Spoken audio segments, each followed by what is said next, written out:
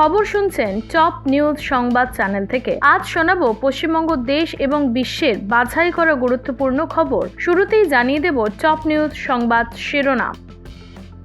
Vote ঘোষণার আগেই বিরোধীদের পেছনে ফেলে আগেই খসড়া প্রার্থী তালিকা তৈরি তৃণমূলের। টিএমসি প্রার্থী তালিকায় বাদ পার্থ, সরানো হচ্ছে বাবুল সোহমকেও। টিএমসির প্রার্থী তালিকা কোথায় কোথায় বদলের সম্ভাবনা জেনে নেব। রাজ্যে আজ থেকে ছুটি বাতিল, জানালেন সুপ্রিম কোর্ট। ভোটের মুখে ফের শুট আউট। ভোট প্রস্তুতিতে বড় নির্দেশ টিএমসির। সুপ্রিম কোর্টের নির্দেশ মেনে পূর্ণাঙ্গ ভোটার তালিকা প্রকাশের আগেই পশ্চিমবঙ্গে বিধানসভা ভোটে নির্ঘণ্ট ঘোষণা করতে অসুবিধা নেই বলে মঙ্গলবার নির্বাচন কমিশনের তরফে জানানো হয়েছে। 1 এপ্রিল থেকে নতুন ব্যবস্থা এসআইআরে জানিয়ে দিল নির্বাচন কমিশন। যৌনতা নিয়ে হাইকোর্টে ঐতিহাসিক রায়। উত্তরবঙ্গে বাংলাদেশি পর্যটকদের জন্য হোটেলে ছাড়। বাংলাদেশে নয়া সরকার গড়তেই দলীয় নেতাদের বড় বার্তা দিলেন আওয়ামী লীগ নেত্রী শেখ হাসিনা। অবশেষে হাসপাতালে নিয়ে যাওয়া হলো ইমরানকে। অসুস্থ বাবা, টিম ইন্ডিয়া ছাড়লেন রিঙ্কু। টি-20 ওয়ার্ল্ড কাপ হেরে গেল পাকিস্তান, সেমিফাইনালে উঠল ইংল্যান্ড। টি-20 বিশ্বকাপ নিয়ে পাঠানের পরামর্শ। বাঘের হানায় মৎস্যজীবীর মৃত্যু। মুখ পুড়ল ডোনাল্ড ট্রাম্পের।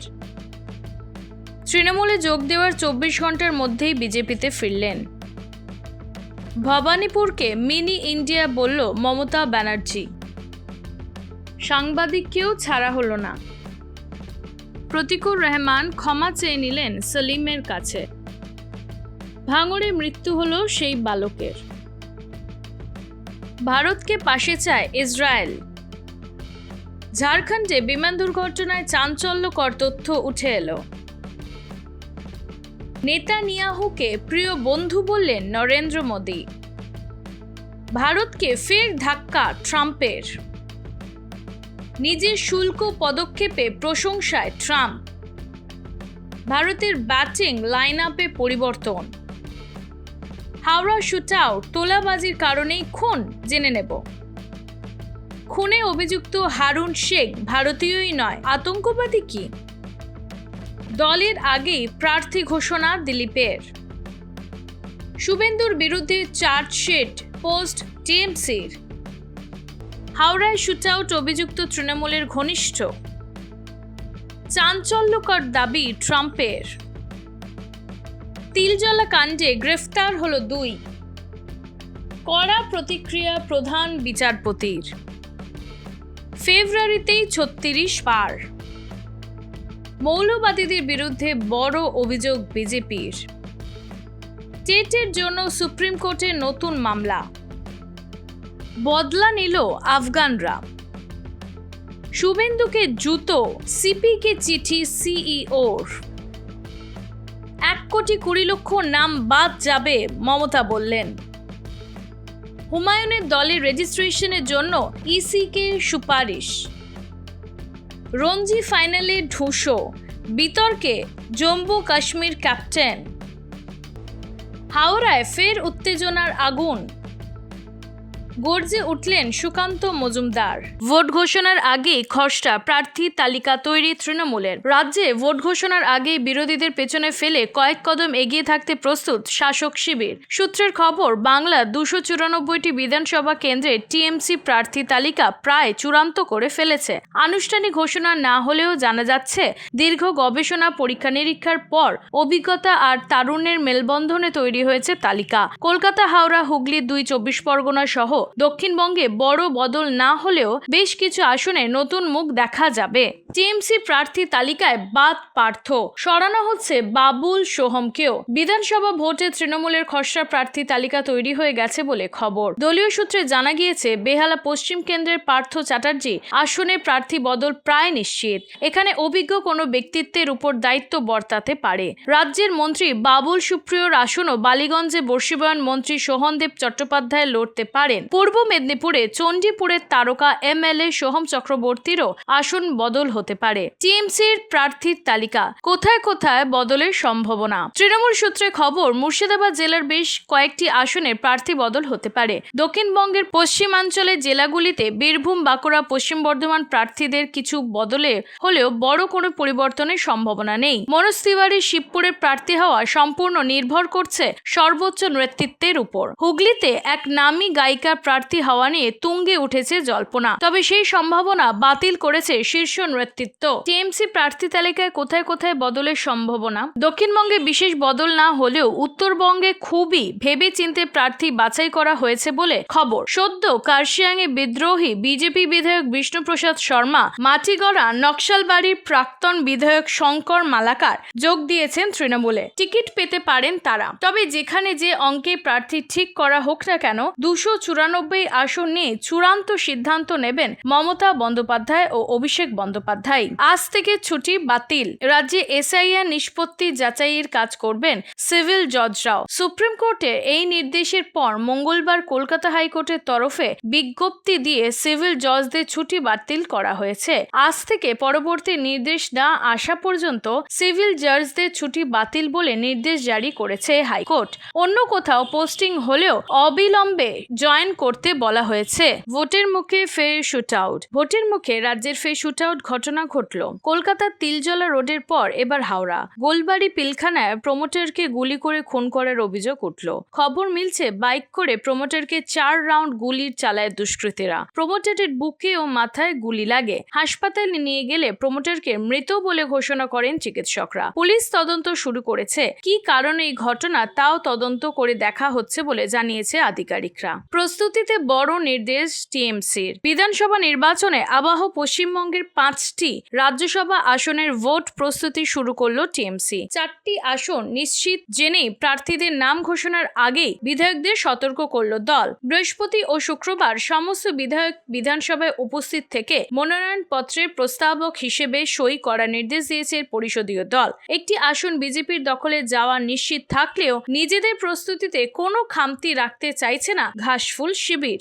জানালো নির্বাচন কমিশন। সুপ্রিম কোর্টের নির্দেশ মেনে পূর্ণাঙ্গ ভোটার তালিকা প্রকাশের আগে পশ্চিমবঙ্গ বিধানসভা ভোটে নির্ঘণ্ট ঘোষণা করতে অসুবিধা নেই বলে মঙ্গলবার নির্বাচন কমিশনের তরফে জানানো হয়েছে। কমিশনের মতে মনোনয়ন জমা দেওয়ার শেষ দিন পর্যন্ত যেসব তালিকা বার হবে সেগুলো নিয়েই নির্বাচন যাওয়া হবে। এদিকে খবর মিলেছে, আসন্ন বিধানসভা ভোটের আগে নতুন করে বুথ বিন্যাসের পরিকল্পনা বাতিল করা হয়েছে। 80,681টি বুথই থাকছে রাজ্যে। 1 এপ্রিল থেকে নতুন ব্যবস্থা।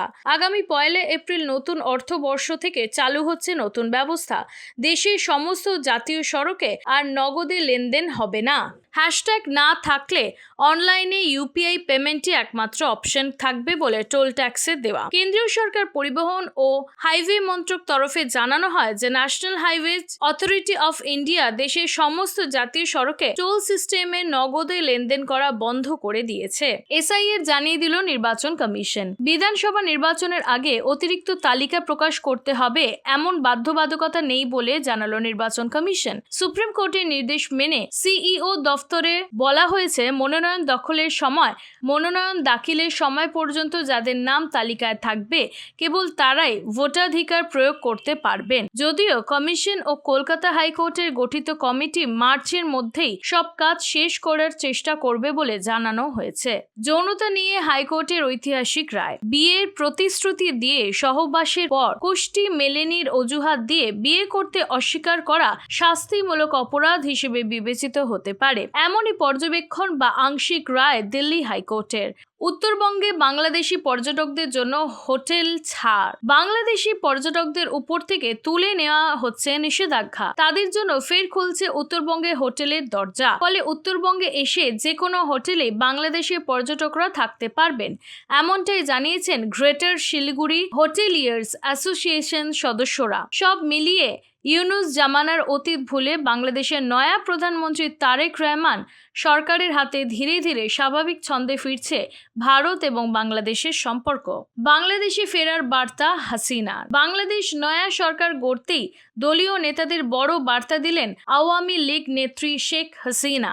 জানা গিয়েছে মঙ্গলবার ভার্চুয়াল মাধ্যমে দলের ওয়ার্কিং কমিটির বৈঠকে তিনি নেতাদের বলেন, মানসিক এবং অন্যান্য প্রস্তুতি নিন, এবার সবাইকে দেশে ফিরতে হবে, নামতে হবে দেশের ময়দানে। এ নিয়ে কোনো নেতার ধারণা নেত্রী নিষেধাজ্ঞা প্রত্যাহারের ব্যাপারে আন্তর্জাতিক মহল থেকে কোনো ইতিবাচক বার্তা পেয়ে থাকতে পারেন। অবশেষে হাসপাতালে নিয়ে যাওয়া ইমরানকে চোখের চিকিৎসার জন্য মঙ্গলবার রাওয়ালপিন্ডির আদিয়ালা জেল থেকে ইসলামাবাদের হাসপাতালে নিয়ে যাওয়া হলো পাকিস্তানের প্রাক্তন প্রধানমন্ত্রী ইমরান খানকে। বিশ্বকাপ জয়ী অধিনায়কের শরীর নিয়ে উদ্বেগ প্রকাশ করে পাক সরকারকে চিঠি দিয়েছিলেন তার প্রাক্তন সতীর্থ সুনীল গাভাস্কর কপিল দেবরা। সেই আবেদনের পরই ইমরানকে হাসপাতালে নিয়ে যাওয়া হলো, যদিও তার পরিবার এবং দলের কর্মী সমর্থকদের স্বচ্ছতা নিয়ে প্রশ্ন তুলেছে। বিশ্বকাপ জয়ী অধিনায়কের শরীর নিয়ে উদ্বেগ প্রকাশ করে পাক সরকারকে চিঠি দিয়েছিলেন তার প্রাক্তন সতীর্থ সুনীল গাভাস্কর কপিল দেবরা। অসুস্থ বাবা, টিম ইন্ডিয়া ছাড়লেন রিঙ্কু। বিশ্বকাপের সেমিফাইনালে উঠতে গেলে পরের ম্যাচগুলো জিততেই হবে ভারতকে, তার আগে ধাক্কা, দল ছাড়লেন রিঙ্কু সিং। চেন্নাই থেকে সরাসরি বাড়ি ফিরলেন তিনি। কারণ হিসেবে এক সর্বভারতীয় সংবাদ মাধ্যম সূত্রে জানা গিয়েছে, রিঙ্কুর বাবা খানচাঁদ সিং গুরুতর অসুস্থ। তাকে গ্রেটার নয়ডায় একটি স্থানীয় হাসপাতালে ভর্তি করা হয়েছে। তাই জিম্বাবুয়ের ম্যাচের আগে বিগ হিটার রিঙ্কুকে না পাওয়া গেলে চাপে থাকবে সূর্যকুমার যাদবরা। টি-20 ওয়ার্ল্ড কাপে হেরে গেল পাকিস্তান, সেমিফাইনালে ইংল্যান্ড। শেষ ওভারে ম্যাচ জিতে সেমিফাইনালে গেল ইংল্যান্ড। মঙ্গলবার সুপার 8 গ্রুপ বি ম্যাচে পাকিস্তানকে 2 উইকেটে হারিয়ে পয়েন্ট টেবিলের শীর্ষে উঠল ইংরেজরা। এদিন প্রথম ব্যাট করে পাক বাহিনী 9 উইকেট হারিয়ে 163 রান তোলে। জবাবে ব্যাট করতে নেবে পরপর উইকেট পড়ে ইংল্যান্ডের। তবে ম্যাচের সেরা অধিনায়ক হ্যারি ব্রুকের লড়াকু সেঞ্চুরিতে ভর করে জয়ের রাস্তা নিশ্চিত করে তারা। পাকিস্তানের হয়ে একাই 4 উইকেট নেন আফ্রিদি। পাঠানের পরামর্শ। টি-20 বিশ্বকাপে দক্ষিণ আফ্রিকার কাছে হারের পর ভারতের সেমিফাইনাল সমীকরণ বেশ কঠিন হয়ে পড়েছে। জিম্বাবুয়ের ম্যাচে ঘুরে দাঁড়াতে প্রাক্তন ক্রিকেটার ইরফান পাঠান গুরুত্বপূর্ণ পরামর্শ দিয়েছে। তার মতে ব্যাটিং অর্ডারে পরিবর্তন এনে সূর্যকুমার যাদবকে 3 নম্বরে খেলানো উচিত এবং তিলককে 4-এ রাখা দরকার। এছাড়া দলে অক্ষর প্যাটেলের প্রত্যাবর্তন ও তাকে ব্যাটিংয়ের ফ্লোটার হিসেবে ব্যবহারের পরামর্শ দিয়েছেন। বাঘের হানায় মৎস্যজীবীর মৃত্যু। সুন্দরবনে বাঘের হানায় প্রাণ হারালেন ঝাড়খালি কোস্টাল থানার অন্তর্গত ত্রিবিনগর এলাকার বাসিন্দা গোপাল ঢালি নামের মৎস্যজীবী। বয়স তার 35। চামটার জঙ্গলে ঘটনাটি ঘটেছে। গ্রামবাসীরা জানান, 2 সঙ্গীকে সঙ্গে নিয়ে কাঁকড়া ধরতে জঙ্গলে গিয়েছিলেন গোপাল। আচমকায় একটি বাঘ তার উপর ঝাঁপিয়ে পড়ে। 2 সঙ্গী লাঠি দিয়ে প্রতিরোধ গড়ে তোলে। কোনো ক্রমে গোপালকে বাঘের কবল থেকে উদ্ধারও করেন, কিন্তু প্রাণে বাঁচানো যায়নি সেই মৎস্যজীবী। মুখ পুড়ল ডোনাল্ড ট্রাম্পের। আপাতত বিভিন্ন দেশের থেকে 10% হারেই আমদানি শুল্ক নেবে আমেরিকা। মঙ্গলবার থেকে তা কার্যকর করে জানালো সে দেশের United state customs and border protection agency. মার্কিন সুপ্রিম কোর্টের ট্যারিফ রায়ের পরে সে দেশে প্রেসিডেন্ট ডোনাল্ড ট্রাম্প হুঁশিয়ারি দিয়েছিলেন, বিভিন্ন দেশের ওপর 15% শুল্কই চাপানো হবে। যদিও আমেরিকায় বৃহত্তম আইন প্রয়োগকারী সংস্থা যদিও সেই পথে হাঁটেনি।